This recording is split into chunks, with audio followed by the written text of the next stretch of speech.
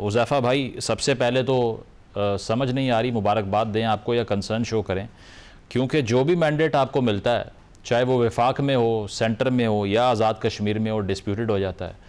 Peoples party ये कह रही है कि सादा अक्सरियत का जो आपका दावा है, 45 में से 23 नशस्तें जीतने को आप क्लेम कर रहे हैं, ये डिस्प्यूटेड इसीलिए है कि कोई भी नताइज को तस्लीम नहीं कर रहा। पीपल्स पार्टी भी नहीं कर रही, पीटीआई वैसे ही मैदान में नहीं है। तो विक्ट्री सेलिब्रेशन ज़रूर करें, लेकिन इसका सलूशन क्या है ये भी बताइए। जी, बहुत शुक्रिया। मैं गुज़ारिश करूँ जी, पहली बात तो ये बड़ी बदकिस्मती है और इट इज़ वेरी अनफॉर्च्यूनेट कि बानी तहरीक-ए-इंसाफ ने पाकिस्तान की सियासत में जो बुनियाद रखी थी कि मैं ना मानूँ वाली पॉलिसी, कि ना खेलूँगा ना खेलने दूँगा, या वही जो एक क्रिकेटर का मिज़ाज होता है या रेलू कट्टे का कि आप पिच तोड़ दें अगर आपको ना खिलाया जा रहा हो। तो वो ज़रा शुरू हुआ, आपने देखा कि 13 में ये शुरू हुआ, 36 पंक्चर्स का इल्ज़ाम लगा। फिर बानी तहरीक-ए-इंसाफ के बार-बार मुतालबे पर सुप्रीम कोर्ट ने उसकी इंक्वायरी की, जुडिशियल इंक्वायरी, और सुप्रीम कोर्ट के उस जज ने की, जो इनका मुतालबा था कि वो पंजाब का जज ना हो, और वो चीफ जस्टिस जो थे नासिरुल मुल्क साहब, वो केपीके से थे, और आपने देखा पूरा इलेक्शन वैलिड हुआ। फिर 18 में जब ये खुद पावर में आ गए, तो हालाँकि हमारे साथ आप सब दोस्तों ने खुद रिपोर्ट्स, फाफन की रिपोर्ट्स, अवामी राय का कोई भी सर्वे उठाया गया, तो ये साबित हुआ कि नून को बाकायदा तौर पर इक़्तिदार से बाहर करने के लिए एक धांधली नहीं बल्कि आरटीएस से धांधला किया गया, और हमारे जो 15-15, 20-20 हज़ार हमारे वोट रिजेक्ट्स किए गए। लेकिन हमने सिस्टम चलने दिया। 24 में इन्होंने क्या किया कि फार्म 45 और फार्म 47 का ऐसा रोना रोया, और आप देखें कि केपीके में इन पर ये इल्ज़ाम है कि फार्म 47 की पैदावार है। फजलुर रहमान साहब इसलिए नाराज़ हैं। कराची के अंदर एमक्यूएम नाराज़ है पीपल्स पार्टी से कि फार्म 47 से कराची को या हैदराबाद की मैंडेट को हमसे चुराया गया। और वही सिलसिला पीपल्स पार्टी ने जो तहरीक इंसाफ की विरासत थी अपने साथ कैरी कर ली कि जहां जीत रही होती है वहां तो हालात बेहतर होते हैं। मुझे बताएं कि अगर जीबी में आपके साथ धांधली हुई थी, अब तो आपको हुकूमत मिल गई है, तो काइंडली अपने वजीर आला के जरिए इंक्वायरी करवाएं ना कि धांधली किन्होंने की या कौन कौन वो फैक्टर्स थे। लेकिन जो ही आपको हमने हुकूमत दी, वो धांधली की बात खत्म हो गई। आज कश्मीर के अंदर आपके उम्मीदवार के 600 अगर किसी पोलिंग स्टेशन पे वोट है और हमारे 3000 हैं, आप कह रहे हैं जी धांधली कर दी गई है, आप कह रहे हैं ठप्पे लगाए गए हैं। अभी मैं शजील नाम मेमन साहब को सुन रहा था, उन्होंने कहा कि जी मैसिव रिगिंग की गई है, बाकायदा पर्चियां रात को इन्हें दे दी गई थी।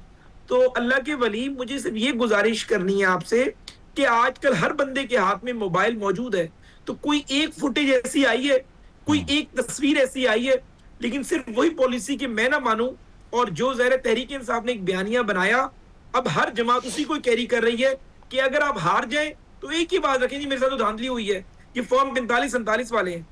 क्या जीबी के अंदर हमारी हुकूमत थी फेडरल गवर्नमेंट में, और हमेशा जीबी के लोग जीबी काउंसिल की तरफ देख रहे होते हैं, जिसको एक फेडरल गवर्नमेंट का फेडरल मिनिस्टर चेयर कर रहा होता है कि हमें वसाइल मिलेंगे, फंड मिलेगा। क्या हमने ये बात कहीं पर की है कि जीबी की हुकूमत हमसे छीनी गई या धांधली हुई है? इलेक्शन तक बातें होती हैं, लेकिन इस तरीके से पीपल्स पार्टी जैसी मेच्योर तरीन पॉलिटिकल पार्टी इस तरीके से वो कहे कि मैं ना खेलूंगी ना खेलने दूंगी, मैं समझता हूं लेकिन हुज़ैफ़ा भाई, आपने उनके बयान तो कोट किए, आपने उनके बयान कोट किए, रेडिकल जो बयान थे। ये एक पॉइंट ले लीजिए, राना सनाउल्लाह साहब ने ये भी कह दिया कि एक्शन कमेटी के साथ मिलके पीपल्स पार्टी के लोग जो हैं वो हमारे कारकुनान को और उम्मीदवारों को टारगेट करते हैं। Isn't that too much? बहुत आगे तो आप भी चले गए ना। मैं राणा साहब की अपनी एक पॉलिटिकल थिंकिंग है, मेरी एक अपनी इंडिपेंडेंट पॉलिटिकल थॉट है, इसमें तो मैं कोई कमेंट नहीं करूंगा कि मेरे पास कोई एविडेंस नहीं है। राणा साहब ने किया तो उनके पास सबूत लाजमी होगा, लेकिन मैं कुछ और बात कर रहा हूं। आज ये वक्त आन पहुंचा है कि आप मीडिया के दोस्त, सिविल सोसाइटी के दोस्त, वुकला, हम पॉलिटिशियंस, अगर ये सिलसिला हम लोगों ने जारी रखा तो फिर वो कहते हैं दास्तान भी ना होगी दास्तानों में, और फिर ये सिस्टम भी आपका इस तरह नहीं चलेगा। और अगर आप हर इलेक्शन को उसकी लेजिटिमेसी को क्वेश्चन करेंगे, खुदारा इलेक्शन कैंपेन करें, एक दूसरे पे तनकीद करें, लेकिन इस तरीके से मुंह उठाकर हर इलेक्शन को मुतनाज़े ना करें कि उसके बाद इलेक्शन ही ना हो इस मुल्क में। हुज़ैफ़ा साहब, अब हुकूमत साजी की बातें होना शुरू हो गई हैं, ऑब्वियसली, बिकॉज आप कह रहे हैं कि सादा अक्सरियत जो है वो हासिल हो गई है। तो अगर ये गवर्नमेंट फॉर्म होती है, पीटीआई मैदान में नहीं है, इसके अलावा एक्शन कमेटी के एहतजाज भी जारी हैं, वो भी सूरत हाल काफ़ी ज़्यादा वॉलेटाइल है, पीपल्स पार्टी का जो स्टेटमेंट है या फिर जो अप्रोच है आपके मैंडेट को लेके वो भी आपने देख लिया, तो नज़र तो यही आता है कि बहुत ही मुश्किल होगा आपकी जो गवर्नमेंट बनेगी, हाइपोथेटिकली स्पीकिंग, कि वो अपना टेन्योर पूरा कर जाए, स्टेबिलिटी लेकर आ जाए। अगर इतनी ऑपोजिशन होगी तो काम क्या होगा फिर? जी, गुज़ारिश है, बिल्कुल आप ठीक कह रहे हैं कि ये बेसिक प्रिंसिपल है डेमोक्रेसीज़ का कि जो पॉलिटिकल स्टेबिलिटी है that is directly proportional with economic stability. और अगर सियासी अदम इस्तेहकाम होगा तो मुआशी अदम इस्तेहकाम भी होगा। और कश्मीर जैसी एक रियासत के लिए मुआशी इस्तेहकाम अशद ज़रूरी है और उसके लिए अगर सियासी इस्तेहकाम होना चाहिए तो हमारी भरपूर कोशिश है। और आज आपके चैनल के तवज्जुह से हालाँकि हमें सादा अक्सरियत मिल चुकी है, लेकिन जो-जो जमातें जीती हैं वहाँ पर Peoples Party second largest party है, हम उसको भी दावत देंगे। एक्शन कमेटी के वो अनासिर जिन्होंने रियासत के खिलाफ दहशतगर्दी की या वो क्रिमिनल एफआईआर्स में इन्वॉल्व हैं, 302 की एफआईआर्स उन पर इन कत्ल की और उन्होंने कई पुलिस एहलकारों को शहीद किया। उनके अलावा बाकी जो भी लोग हैं, हम चाहेंगे कि वो हुकूमत साज़ी के अमल में और कश्मीर में बेहतरी के लिए हमारे साथ हों। और बिल्कुल मियाँ नवाज़ शरीफ साहब की वाज़ेह इंस्ट्रक्शंस हैं कि कश्मीर के अंदर सियासी इस्तेहकाम के लिए जिस फरीक से भी बात करनी पड़े, आल्दो पाकिस्तान तहरीक-ए-इंसाफ ने बायकॉट किया, लेकिन तहरीक-ए-इंसाफ भी अगर किसी शक्ल में वहाँ के इनके लोग हमसे बात करना चाहेंगे, तो बिल्कुल इनसे भी बात की जाएगी। पीपल्स पार्टी की हुकूमत साज़ी की हम दावत देंगे और उसके अलावा जो एक्शन कमेटी से वाबस्ता वो पुरअमन लोग जिन्हें वर्गलाया गया, हम्म। उनसे भी बात करेंगे और आपको नज़र आएगा कि ये जो हुकूमत कायम होने जा रही है, इसका मकसद कश्मीर के अंदर जो है पॉलिटिकल इस्तेहकाम को मैच्योर करना और वहाँ के मुआशी इश्यूज़ को एड्रेस करना है। हम्म। और हम बिल्कुल भी ना अग्रेशन की तरफ जाएँगे और ना जो वहाँ पर सियासी अदम इस्तेहकाम है, इसको बढ़ाएँगे। क्योंकि हमें पता है कि अगर सियासी इस्तेहकाम होगा, उसके सबसे बड़े बेनिफिशियरी वहाँ की हुकूमत होगी और ज़ाहिर है वहाँ की हुकूमत हम बनाने जा रहे हैं। तो इस हवाले से हमारी तो कोशिश होगी, लेकिन ज़ाहिर है अगर कुछ लोग रियासत के खिलाफ खड़े होते हैं, जत्थों की सूरत में बंदूक के ज़ोर पर रियासत को झुकाने की कोशिश करेंगे, तो फिर ना चाहते हुए भी रियासत को अपनी रट कायम करना पड़ती है।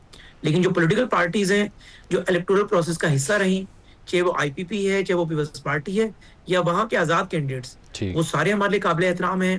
पार्लियामेंट में भी उनसे बात होगी, पार्लियामेंट के बाहर भी बात होगी और हुकूमत साज़ी के हवाले से भी हम चाहेंगे कि उनको हम अपने साथ रखें। लेकिन हुज़ैफ़ा साहब, अगर let's suppose in the worst case scenario 10 तारीख का जो तीसरा मरहला है, अगर पीपल्स पार्टी भी उससे विड्रॉ कर जाती है तो फिर तो मैदान में सिर्फ आप ही बचे, उसके बाद में विक्ट्री और डिफीट तो बराबर हो गए। Is that a concern for you? आप बात करेंगे अगर ये ऐलान देखिए, किया पीपल्स पार्टी ने? बिल्कुल नहीं, शदीद कंसर्न है ये और ज़ाहिर है पीपल्स पार्टी पे हम शदीद तनकीद कर रहे हैं, ये हम पर कर रहे हैं।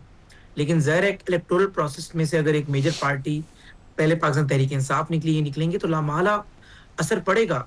लेकिन मुझे ये लगता है कि जिस आसिफ अली ज़रदारी ने अपनी बेगम की शहादत के बाद जिस पीपल्स पार्टी ने भुट्टो साहब के असैसिनेशन के बाद अगर सियासी प्रोसेस से अलहदगी अख्तियार नहीं की माँ सिवाय 85 के, जिस गलती को मोहतरमा बेनज़ीर भुट्टो शहीद ने तस्लीम भी किया, तो आई डोंट थिंक सो कि पीपल्स पार्टी जी। तीसरे मरहले का बायकॉट करेगी या इलेक्टोरल प्रोसेस को सिर्फ इस वजह से छोड़ देगी कि उसे कुछ तहफ़्फ़ुज़ात हैं। मुझे नहीं लगता और ना ऐसा करना चाहिए और हमारी पूरी कोशिश होगी कि पीपल्स पार्टी के साथ जो मामलात हैं, उन्हें बैठकर हल करें हम्म। और जो भी उनके कंसर्न्स हैं, इन्होंने बताया बहन शर्मिला फारूकी साहिबा ने कि 34 एप्लीकेशंस हमने दी हैं, तो बिल्कुल हम चाहेंगे कि इलेक्शन कमीशन इनकी दरखास्तों को मेरिट पे परखे और अगर कहीं पर इनके साथ ज़्यादती हुई है, उसे एड्रेस करे।